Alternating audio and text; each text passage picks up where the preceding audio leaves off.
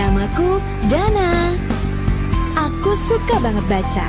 Menurut hasil riset di internet sih, baca itu bisa mempengaruhi kecerdasan. Contohnya aja ya, membaca itu bisa memicu otak untuk berpikir nalar dan logis. Selain itu, bisa mempengaruhi kecerdasan verbal, intrapersonal, dan imajinasi. Emang bener sih semuanya, aku bisa berpikir logis, punya banyak teman, dan juga punya kreativitas yang kata guru-guru aku sih, tinggi.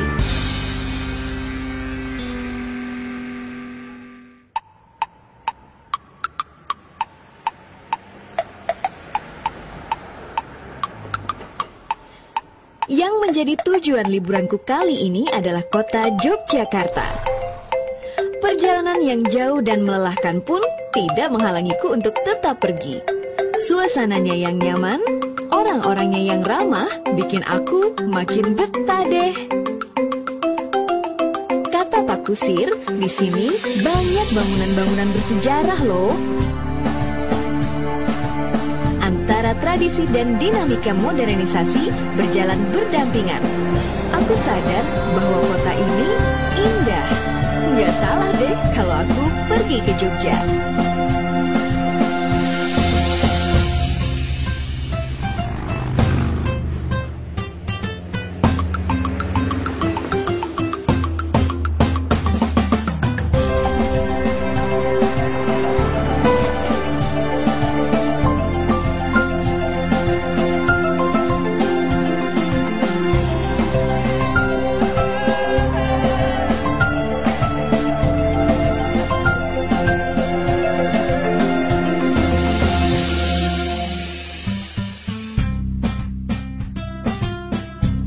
Aku pernah baca nih, Jogja itu kota yang udah mengenal karya tulis sejak zaman kerajaan. Babak Tanah Jawi, itu salah satu buku yang melegenda dan usianya juga sudah tua. Sampai sekarang buku-buku tua itu masih disimpan loh.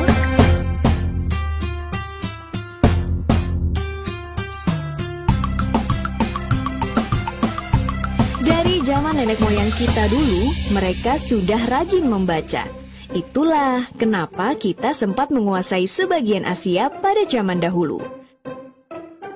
Tetapi, saat negara kita dikuasai oleh penjajah, banyak buku-buku lama yang kita punya diambil dan dibawa.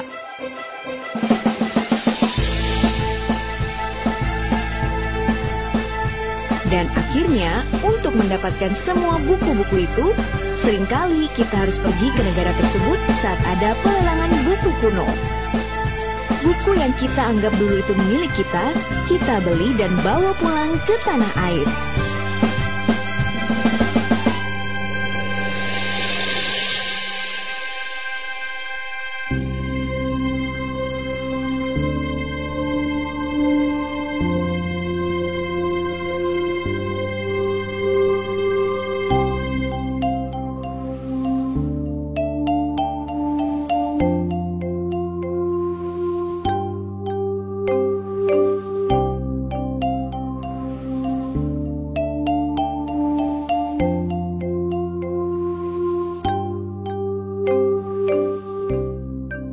Wit sinurat Sukrawati singgih wanci pukul 12 siang pengkalan likur tanggale. Pernah tahu nggak cara membaca yang dinyanyikan? Itu seni mocopat namanya. Mocopat merupakan salah satu seni membaca yang dinyanyikan dengan cengkok Jawa dan cara membacanya sendiri terjalin tiap 4 suku kata. Konon, katanya nih, mocopat ada setelah kerajaan Majapahit mengalami keruntuhan dan Wali Songo mulai berkuasa di tanah Jawa. Wali Songo menggunakan pendekatan seni kepada masyarakat pada saat itu untuk menyiarkan agama Islam, dan sebagai medianya adalah mocopat ini. Mocopat terbagi atas beberapa tema. Yang aku tahu sih ada 3, yaitu senang, sedih, dan dolanan. yang dipakai adalah nada pentatonik. Sewaktu aku berkunjung ke keraton, terlihat seorang abdi dalam sedang menembangkan Jawa Mocopat yang syahdu dan lembut terdengar oleh telinga. Dengar-dengar, ada atau banyak malah abdi dalam yang sudah menembang mocopat ini selama 10 tahun bahkan lebih. Menembang mocopat ini merupakan salah satu bentuk pengabdian mereka terhadap budaya adiluhung. Wah, salut deh pokoknya, masih ada yang mempertahankan budaya milik bangsa sendiri dikala yang lainnya mulai meninggalkan budaya bangsanya. Sekedar info nih, zaman dahulu buku mocopat menggunakan aksara Jawa, dan sekarang gak hanya buku aksara Jawa saja yang dimocopatkan, tapi buku-buku yang tidak menggunakan aksara Jawa pun bisa dimocopatkan.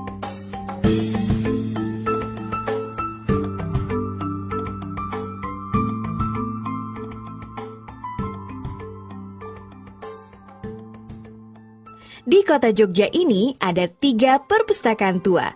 Perpustakaan Kesultanan Ngayogyakarta Hadiningrat, Kadipaten Pakualaman, dan Taman Siswa. Ketiga perpustakaan ini masih mengarsipkan buku-buku langka dengan usia yang mungkin aja aku kalah tua. Terima kasih untuk para pengelolanya deh, udah merawat dan menjaga buku-buku itu. Dan untuk memudahkan, semua buku-buku langka itu sudah didigitalisasi. Jadi, masyarakat dapat membaca buku-buku langka itu dari website.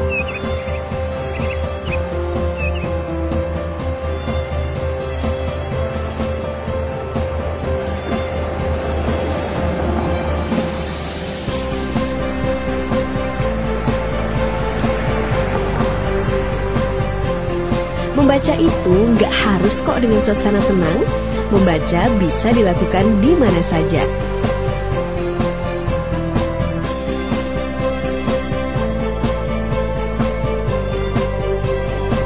Apalagi dengan didukung teknologi yang super duper murah, kini sumber bacaan nggak hanya dari buku, tapi bisa juga dari handphone, gadget, atau perangkat canggih masa kini.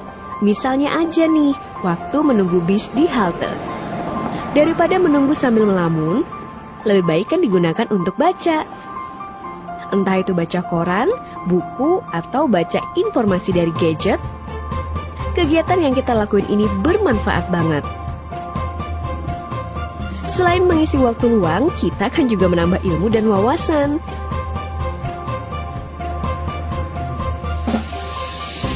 Biasanya sih aku baca buku itu setiap ada kesempatan dimanapun itu. Mau di tempat yang tenang, maupun ramai, buku selalu menjadi teman setia. Sangat disayangkan sekali nih, menurut berita yang aku baca di gadgetku, kota Jogja dalam hal minat bacanya masih rendah. Padahal lengkap banget fasilitas yang ada di sini. Kalau kayak gini nih, gimana mau jadi generasi yang cerdas berkarakter, ya nggak?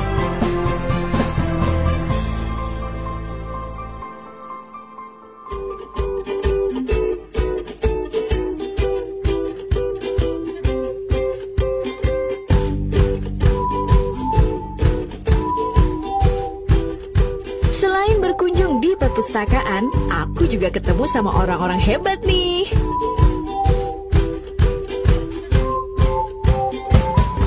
Yang pertama, Mas Punto Aji. Mas Punto ini lulusan Ilmu Komputer Universitas Gadjah Mada. Mas Punto memakai teknologi data warehouse untuk aplikasi yang dibuatnya. Orangnya cerdas, wawasannya luas, keren banget deh. Aku tanya, dari mana Mas Punto bisa belajar sampai sehebat itu? Mas Punto menjawab, dari membaca buku dan internet.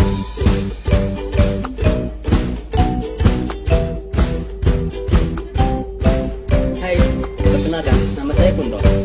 Saat ini saya tengah bekerja di salah satu perusahaan IT konsultan yang ada di Jakarta.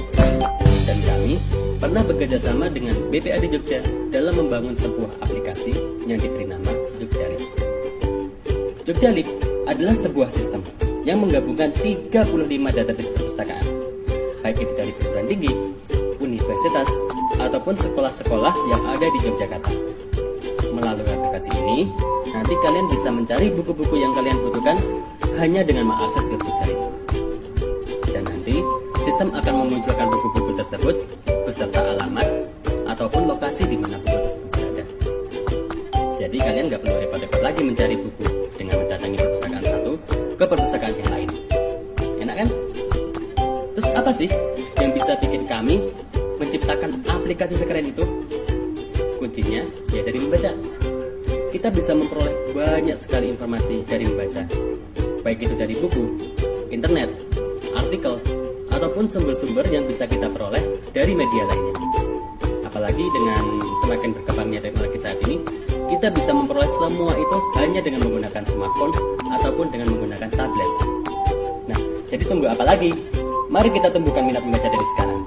Kita tingkatkan ilmu kita kembangkan kreativitas kita, dan kita bangun Indonesia menjadi negara yang lebih maju lagi.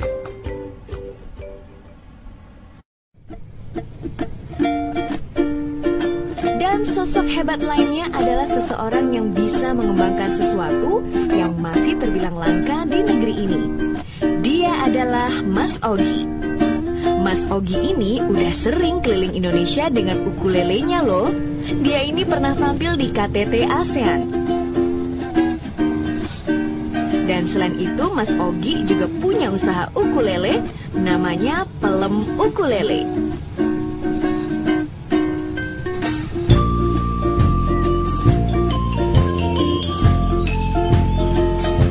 Kan aku tanya aja, kok bisa Mas Ogi belajar semua itu? Ya dari baca buku. Makin semangat loh buat baca buku, karena udah ada contoh suksesnya.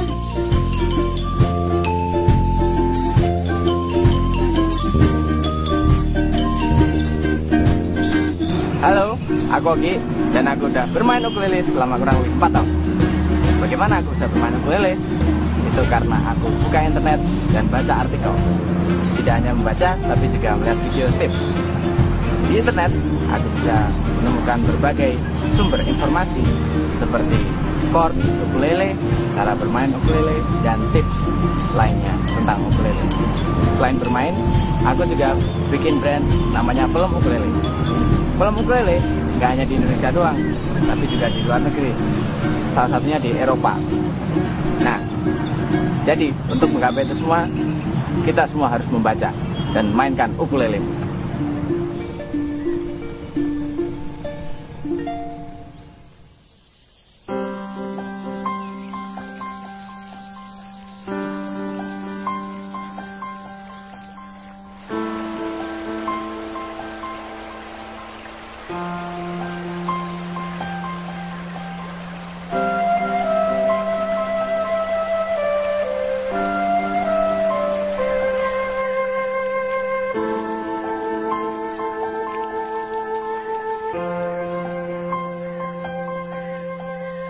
Selain berkunjung ke tempat-tempat yang ada di kota, aku juga berkunjung ke daerah pedesaan yang asri banget.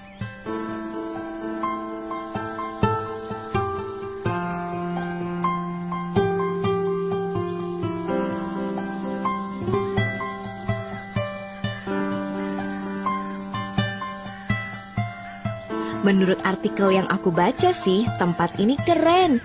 Nama tempatnya nih, Desa Wisata Grogol. Di sana, aku ketemu sama anak-anak SD daerah setempat. Mereka asik-asik loh. Dan sekalian aja aku cerita ke mereka, kenapa sih aku suka banget membaca buku.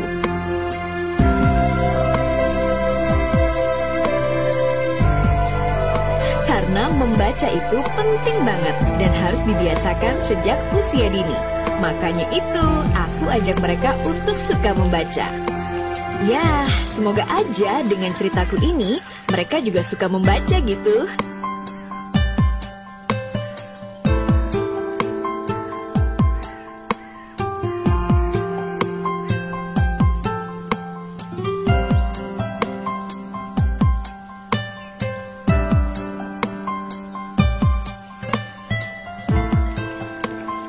Yang bikin nyaman banget di sini itu suasananya tenang banget dan juga masih sering dijumpai pohon, sawah, kebun, sungainya juga masih bersih, udaranya sejuk, dan tempat ini cocok deh buat hilangin penat atau jenuh.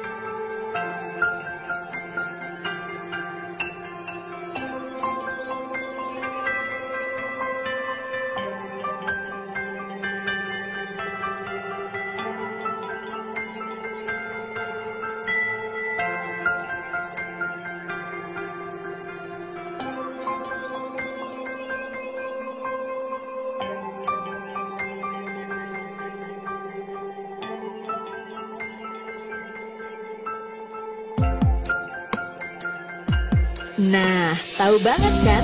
Rata-rata perpustakaan itu monoton semua. Bahkan bagi sebagian orang, berkunjung ke perpustakaan merupakan hal yang tidak mengasyikkan. Tapi, sekarang sudah ada perpustakaan yang berbeda. Masyarakat di sini sih menyebutnya RBM, Rumah Belajar Modern. Di RBM ini disediakan berbagai macam buku, nggak cuma buat anak-anak aja, tapi juga ada buku untuk remaja dan dewasa.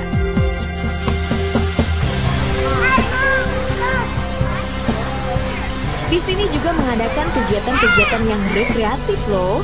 Kegiatan ini berlaku untuk semua usia, dari PAUD, sekolah dasar, sampai ibu-ibu rumah tangga pun bisa. Buat coklat, kerajinan dari clay, menonton film, mendongeng, itu merupakan kegiatan yang diadakan di RBM. Instruktur di sini pun juga kompeten banget di bidangnya. Nggak hanya buku nih, di RBM ini juga menyediakan sarana dan prasarana bagi anak-anak untuk bermain. Di sini pun masih ada permainan yang sudah jarang dimainkan oleh anak-anak, seperti angklung dan congklak. Selain sarana bermain, di sini juga menyediakan lab komputer yang berisi permainan edukatif loh. Ada gazebo yang luas, aman, dan juga aula yang menunjang kegiatan di sini. Jadi, udah lengkap banget kan fasilitasnya? Kenapa masih males-malesan buat membaca? Yuk membaca demi perubahan yang lebih baik.